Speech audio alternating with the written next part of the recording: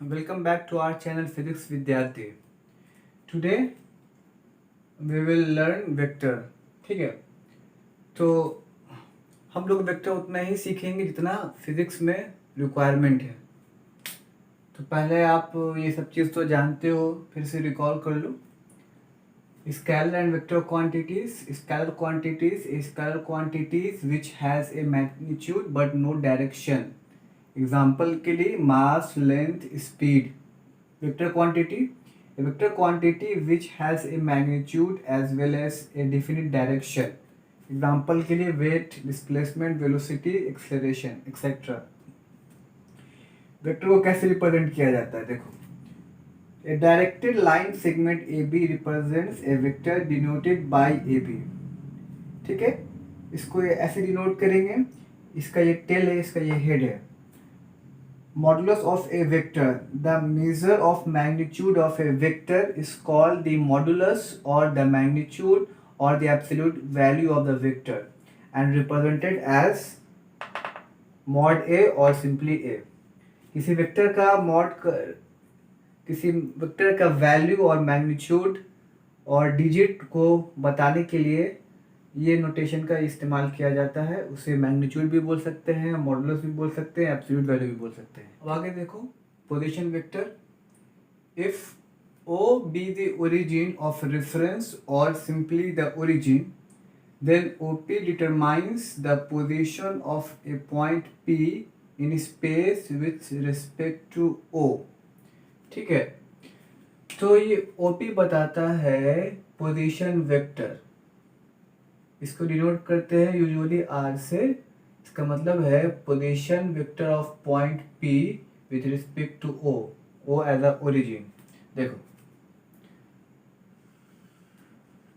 मान लो ये कार्टेशियन कोऑर्डिनेट सिस्टम है। ठीक है, तो इसके रिस्पेक्ट, ओरिजिन के रिस्पेक्ट में पी का पोजीशन वेक्टर डिफाइन करते हैं। मैंने पहले भी बताया था, पोजीशन जब मैंने पढ़ाया था तब। सपोज, ठीक है, आगे इसके बारे में बाद में बात करेंगे। तो unit vector, a unit vector is a vector whose magnitude is unity. Example के तौर पे देख लो, मान लो एक कोई वेक्टर है, तो एक वेक्टर को इस फॉर्म में लिख सकते हैं, इसका मैग्नीट्यूड और इसका यूनिट वेक्टर। और यूनिट वेक्टर को ये कैप बोलते हैं, इसको बोलते हैं cap. A cap is equal to A vector divided by mod of A vector. देखो, यूनिट वेक्टर जो होता है ना, तो उसका मैग्नीट्यूड ऑलवेज होता है यूनिटी, बट इसका कोई यूनिट स्पेसिफिक नहीं होता। मतलब जिस वेक्टर के साथ ये एसोसिएट होता है उसी का यूनिट एक्वायर कर लेता है। ऐसे इसका कोई यूनिट नहीं, ये यूनिट लेस होता है, इसका मैग्नीट्यूड 1 होता है।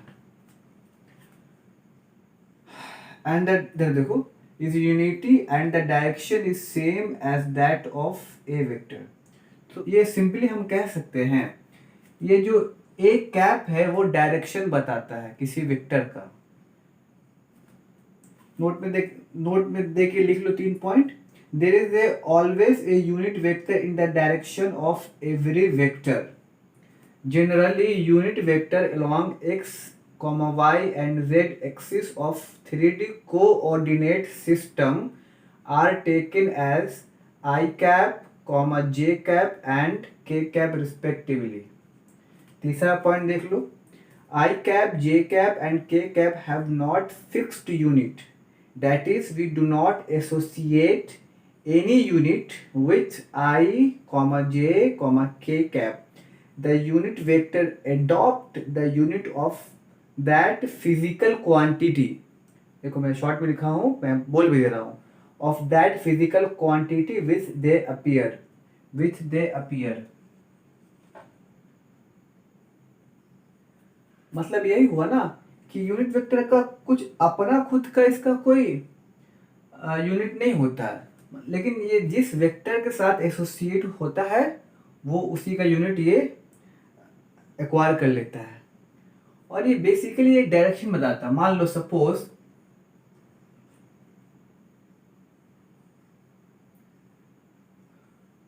मैं ईस्ट की तरफ मैं जा रहा हूं, मेरा डिस्प्लेसमेंट है 3 मीटर ईस्ट में, डिस्प्लेसमेंट।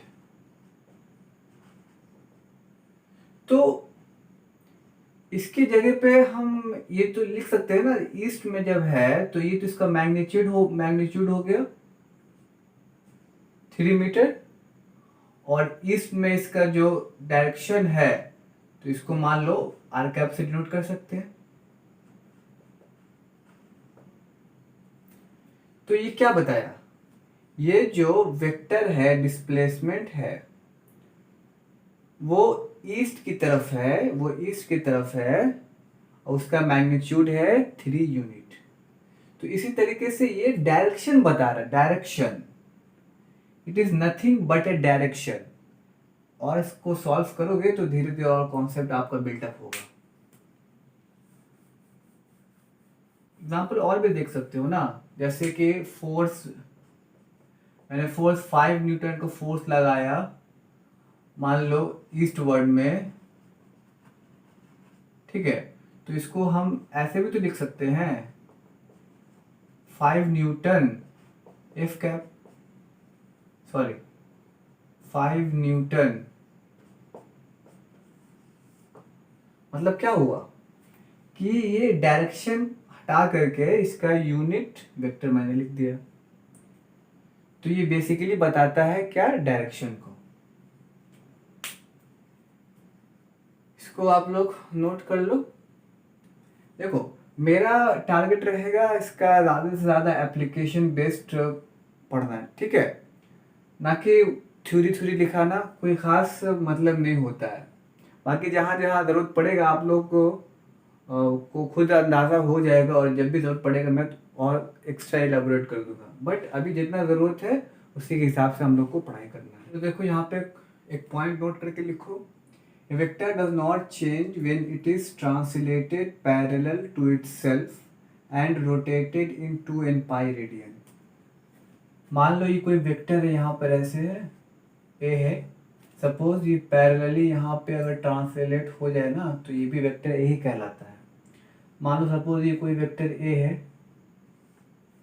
ठीक है, फिर अगर कि वो 2n पाई से रोटेट कर जाता है तो पोजीशन फिर सेम पोजीशन पे आ जाएगा। मान लो n का वैल्यू 1 है तो एक बार चक्कर लगाया 2 पाई, 2 है n का वैल्यू तो लगाया 2 पाई, तो लगाया गया 2 इंटू 2 पाई, तो 2 पाई एक चक्कर मतलब 2 चक्कर लगा तो इसका पोजीशन चेंज नहीं होगा, ठीक है। और n का, where n is an integer. चलो बात को ध्यान में रखना।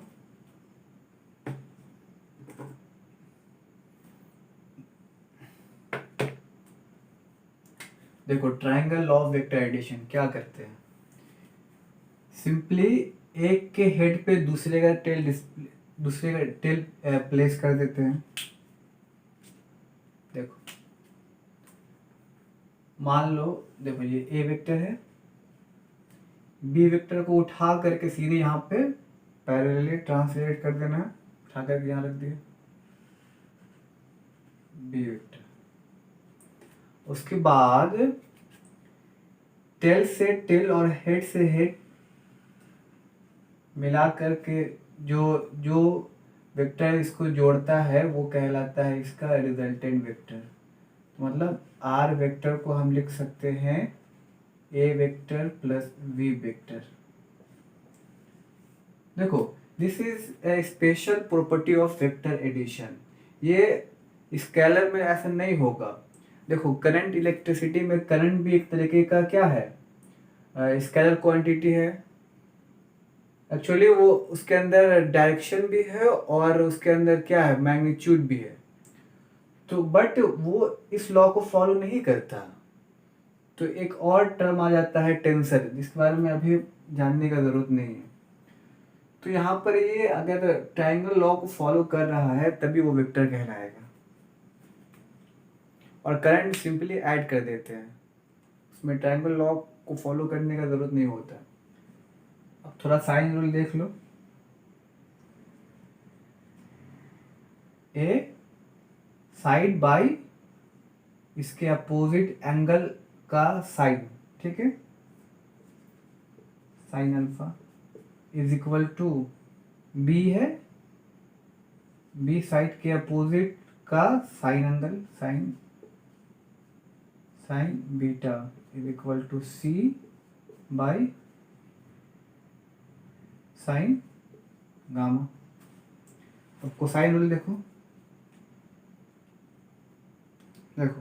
कोसाइन रूल ये कहता है कि एक साइड का स्क्वायर वो बराबर होता है, उसको छोड़ के जितना साइड है उसके स्क्वायर के सम के, और माइनस हो जाता है 2 टाइम्स ये दोनों साइड का multiply c into b into cos alpha. Similarly b square is equal to c square plus a square minus 2ac cos beta. C square बराबर सी स्क्वायर बराबर a square plus b square minus 2ab cos gamma. चलो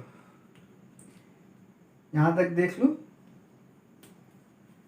sign rule and this is cosine rule. अब इसके help से हम लोग क्या निकालने की कोशिश करेंगे, रिजल्टेंट। यहाँ तक हो गया होगा।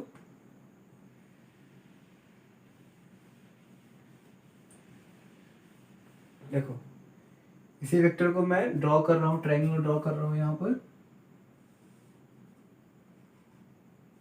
ए vector, b vector and this is resultant r vector. यहाँ पे एक चीज जान लो, जब भी किसी दो वेक्टर के बीच का एंगल निकालते हैं ना, तो वो टेल टू टेल निकालते हैं। तो इस ए को शिफ्ट करके यहाँ ले आओ, मतलब ये ऐसा हो जाएगा, ठीक है। और ये दोनों के बीच का एंगल होता है। सपोज इसको मान लो थीटा मान लो, तो ये क्या हो जाएगा, पाई माइनस थीटा, और इसको अल्फा मान लो। अब देखो कोसाइन रूल जब लगाते हैं क्या होता है, इसका स्क्वायर बराबर इसका स्क्वायर, ए का स्क्वायर प्लस बी का square minus 2 times a b cos pi minus theta, r square बराबर a square plus b square minus. अब देखो सेकंड क्वाड्रेंट में कॉस का वैल्यू नेगेटिव होता है। देखो फर्स्ट क्वाड्रेंट में ऑल पॉजिटिव, सेकंड में sine and cosec positive, third में tan and cot positive, and fourth में कॉस एंड सेक पॉजिटिव होता है। तो सेकंड क्वाड्रेंट में कॉस नेगेटिव होता है, तो कॉस पाई माइनस थीटा मतलब minus cos theta, minus of minus plus.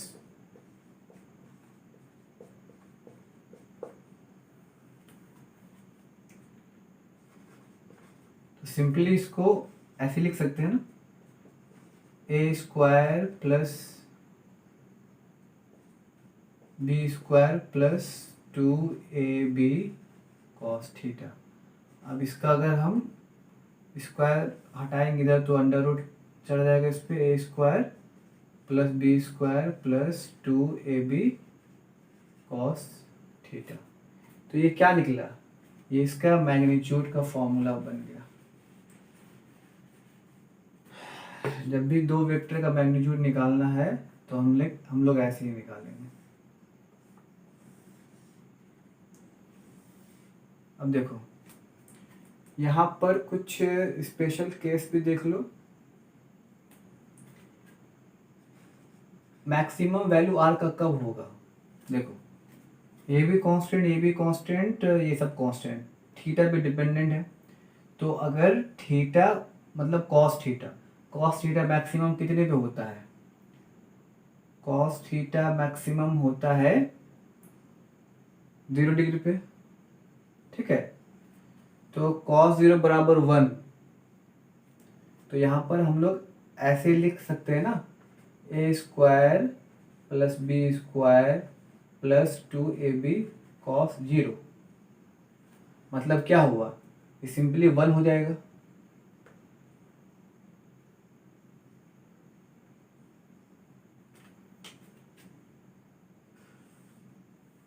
ठीक है, तो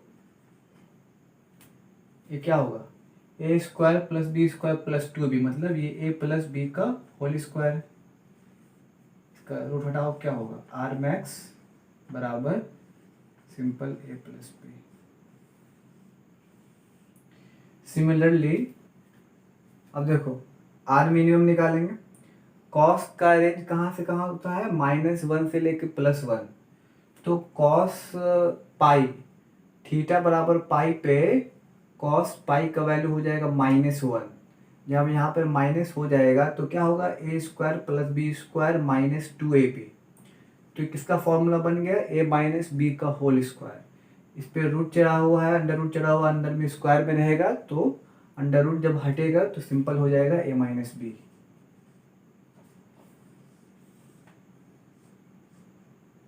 नोट लगा सकते हो, ठीक है, समझ में आया ना। तो यहाँ पे थीटा का वैल्यू क्या है, फॉर थीटा बराबर 0 डिग्री, यहाँ पर फॉर थीटा बराबर पाई, पाई के लिए, और यहाँ पे थीटा बराबर 0 के लिए। Similarly if a b and c are mutually perpendicular, then उसका रिजल्टेंट हो जाएगा under root a square plus b square plus c square. तो इसका रिजल्टेंट का रेंज क्या होगा, देखो, तो इसका अगर रेंज हम लिखना चाहें, यहाँ पे देखो इसका रेंज हो जाएगा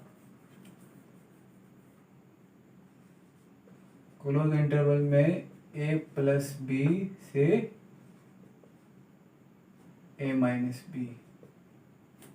मिनिमम वैल्यू ये a minus B, maximum value a plus B. चलो ये मैंने मैग्नीट्यूड निकाल लिया, और डायरेक्शन अगर निकालना चाहें तो कैसे निकालेंगे,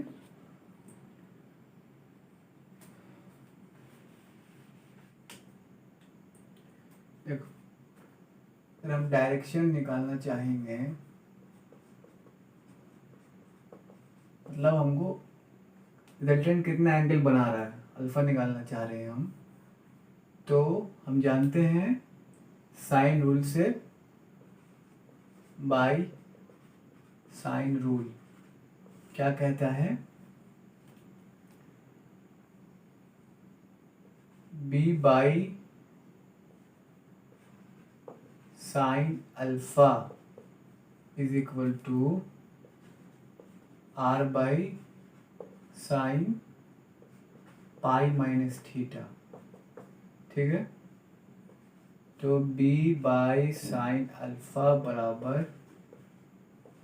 r by sine pi minus theta, second quadrant में साइन पॉजिटिव मतलब साइन थीटा, इसको कॉस मल्टीप्लाई में कर दो, b into sine theta is equal to r into sine alpha.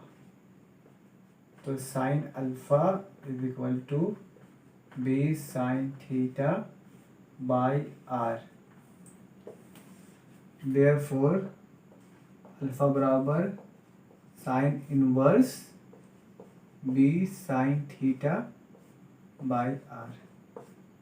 यहाँ पर हम लोग मैग्नीट्यूड के फॉर्म में ले रहे हैं ना, तो इस पे सिंपल मॉड लगा दो,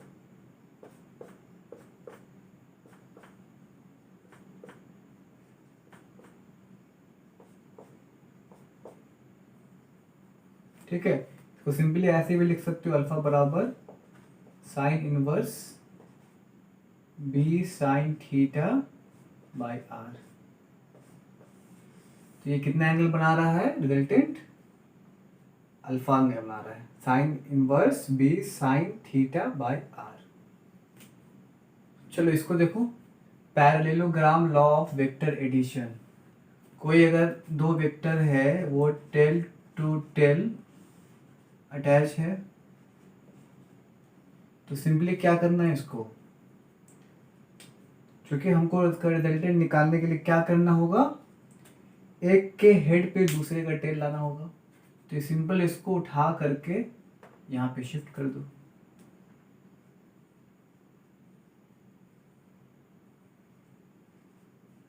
ठीक है, क्योंकि वेक्टर को तो शिफ्ट कर सकते हैं।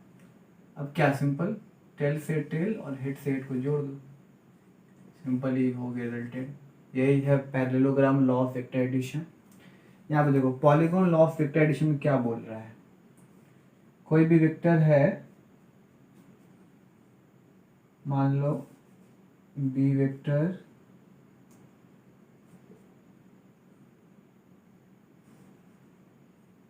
सी vector d a b c d, चलो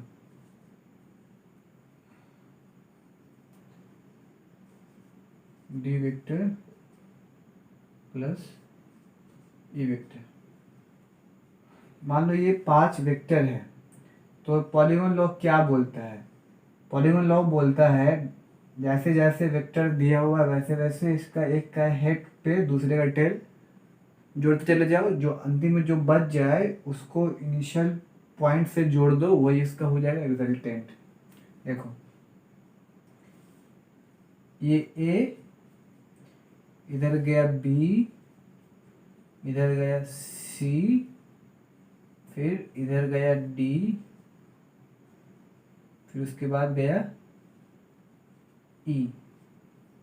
ठीक है, तो इसका रिजल्टेंट क्या होगा, सिंपली शुरुआत का टेल और अंतिम का हेड इसको जोड़ दो, इसका कहला जाएगा रिजल्टेंट। बस यही है polygon law of vector addition. देखो कुछ क्वेश्चन सॉल्व करते हैं, जितना हम लोगों ने सीखा है उस पर। कह रहा है a body of mass 500 gram is acted upon by two forces of magnitude 3 Newton and 4 Newton simultaneously. Which of the values of acceleration are possible? क्या बोल रहा है एक्सेलरेशन, तो फोर्स और मास में क्या रिलेशन होता है, ये होता है, और मास का वैल्यू 500 ग्राम है, तो ऐसा यूनिट में क्या हो जाएगा, हाफ केजी हो जाएगा। अब देखो, तो यहाँ पे बोल रहा कौन कौन सा वैल्यू पॉसिबल है, तो हम लोगों को ध्यान देना है कि एक्सेलरेशन क्या है, ये वेक्टर क्वांटिटी है और दिया हुआ क्या, फोर्स। तो इसका रेंज हम लोगों ने पढ़ा था ना, मैक्सिमम और मिनिमम रेंज इसका क्या होता है। तो अगर हम एफ मैक्स निकालना चाहेंगे तो क्या होगा बताओ, एफ मैक्स इसका मैग्नीट्यूड निकालेंगे तो क्या सिंपल ऐड हो जाएगा, कितना है, कहाँ गया 3 + 4 बराबर 7 न्यूटन। देयरफॉर ए मैक्स क्या हो जाएगा, F max by m is equal to, F max क्या है 7/1/2 मतलब 14 मीटर पर सेकंड स्क्वायर। ठीक है, मैक्सिमम वैल्यू हो गया। और एफ मिनिमम क्या होगा, 4 - 3, ये होता है ना मैग्नीट्यूड। चलो 4 - 3 क्या होगा, 1 न्यूटन। देयरफॉर ए मिनिमम क्या होगा, 'ए' मिनिमम हो जाएगा एफ मिनिमम बाई एम मतलब 1/1/2 मतलब 2 मीटर पर सेकेंड स्क्वायर। तो ये पता चला कि इसका मिनिमम वैल्यू 2 है, मैक्सिमम वैल्यू 14, इसके भी जितना होगा सब लाई कर जाएगा। ये तो होगा ही, 14 मैक्सिमम है तो बीच का भी ये भी पॉसिबल है। तो इसका आंसर क्या होगा, ए बी सी तीनों होगा। 20 तो मैक्सिमम वैल्यू से एक्सीड करेगा तो ये नहीं होगा। तो इस तरीके से क्वेश्चन को समझना है, इस तरीके से क्वेश्चन को सॉल्व करना है। चलो आगे देखो, ये क्वेश्चन कह रहा है 2 वेक्टर्स दिया हुआ है सच दैट ये बराबर है, a vector plus b vector is equal to A vector minus b vector. देखो माइनस प्लस वेक्टर में क्या बताता है, डायरेक्शन बताता है। मान लो कि ये बी वेक्टर इस डायरेक्शन में इसको पॉजिटिव माना तो इसके अपोजिट में क्या है, नेगेटिव हो जाएगा। तो सिंपल इसको हम ऐसे भी लिख सकते हैं, कोई दिक्कत नहीं। अब चूंकि इसका हम फॉर्मूला जानते हैं क्या होता है, a square plus b square plus 2 a b cos theta. ठीक है, इसका क्या हो जाएगा, रूट अंडर हो जाएगा ना।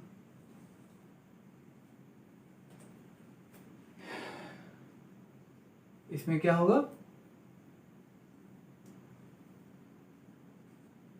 ए स्क्वायर प्लस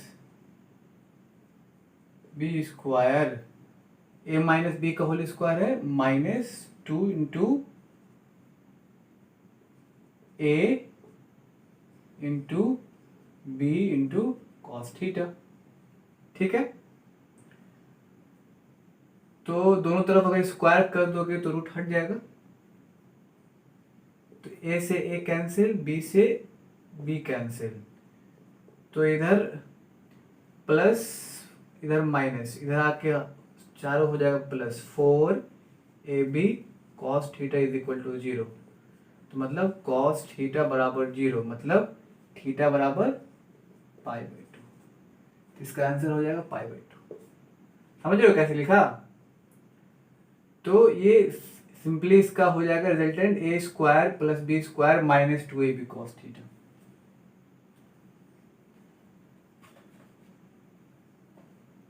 इधर देखो 2 इक्वल वेक्टर है, ये फिगर में ऐसा दिया हुआ है। अब बोल रहा है इसका रिजल्टेंट निकालो। तो अगर हम लोग इसका कॉन्सेप्ट नहीं जानेंगे कि ये टेल टू टेल इसका एंगल लिया जाता है तो सीधे हम 60 ले लेंगे।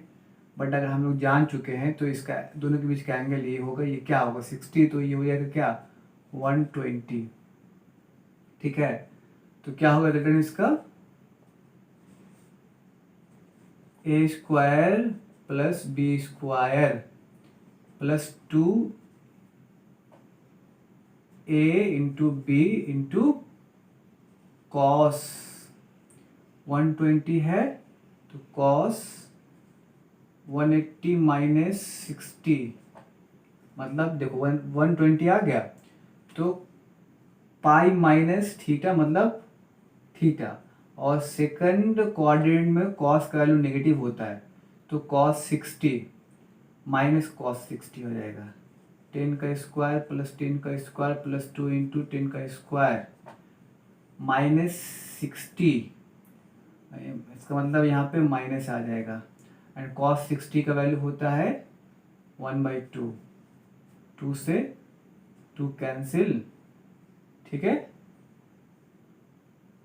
इधर एक 10 स्क्वायर और एक 10 स्क्वायर कैंसिल, और ये क्या बचा, सिंपल 10 इसका आंसर। ठीक है, इस तरीके से हम लोग सॉल्व करेंगे। अब देखो इन दोनों क्वेश्चन को देखो, क्वेश्चन कह रहा है a particle is moving with speed of 5 metre per second, 5 metre per second से कोई पार्टिकल मूव कर रहा है, it takes a leftward turn through 90 degree, 90 degree से घूम गया with the same speed 5 metre per second. Find the magnitude of change in velocity, ठीक है, चेंज इन वेलोसिटी का मैग्नीट्यूड निकालने बोल रहे हैं। डेल्टा वी बराबर v final minus v initial, ठीक है, तो दोनों सेम है, तो 5 का स्क्वायर प्लस 5 का स्क्वायर, दोनों के बीच का एंगल कितना 90 डिग्री है, minus 2 into 5 into cos 90 degree, ठीक है। कॉस 90 डिग्री वैल्यू 0 होता है तो ये पूरा 0 कर देगा, मतलब 2 टाइम्स इंटू 5 का स्क्वायर, मतलब क्या हुआ 5√2 मीटर पर सेकेंड, ठीक है। अब देखो इस क्वेश्चन को, देखो इसको पॉज करके आप खुद से सॉल्व किया करो, उसके बाद फिर मिला लिया करो। इसका आंसर है 12 sin θ/2। इसमें क्या बोल रहा है, a vector of length L is turn through angle theta about its tail. देखो उसको मैं ऊपर बना रहा हूँ, ध्यान दो यहाँ पे। वेक्टर ऑफ लेंथ L है, कोई L लेंथ का वेक्टर है, ठीक है, इस turn through angle theta about its tail, tail के अबाउट ये एंगल थीटा टर्न किया, सेम वेक्टर टर्न किया तो इसका भी मैग्नीट्यूड L ही हो जाएगा। What is the change in position vector of its head? चलो मतलब सिंपल हमको निकालना है डेल्टा एल, ठीक है, तो L final minus L initial ये निकालना है। क्या हो जाएगा देखो, एल स्क्वायर फाइनल भी L square minus 2 into L square into cos theta, ठीक है, इधर 2l square minus 2l square into cos theta, दोनों में से 2l स्क्वायर कॉन्स्टेंट ले लो, 2l square into 1 minus cos theta. देखो 1 माइनस कॉस थीटा होता है 2 साइन स्क्वायर θ/2, ये ट्रिगो से आता है। अब देखो इधर देखो, दो में से एक 2 बाहर, एल स्क्वायर में से एक एल बाहर, साइन स्क्वायर θ/2 में से एक साइन θ/2 बाहर, तो इसका आंसर 2l साइन θ/2। चलो ठीक है, आज के लिए इतना रहने दो, मिलते हैं नेक्स्ट वीडियो में। Keep watching, keep learning, bye.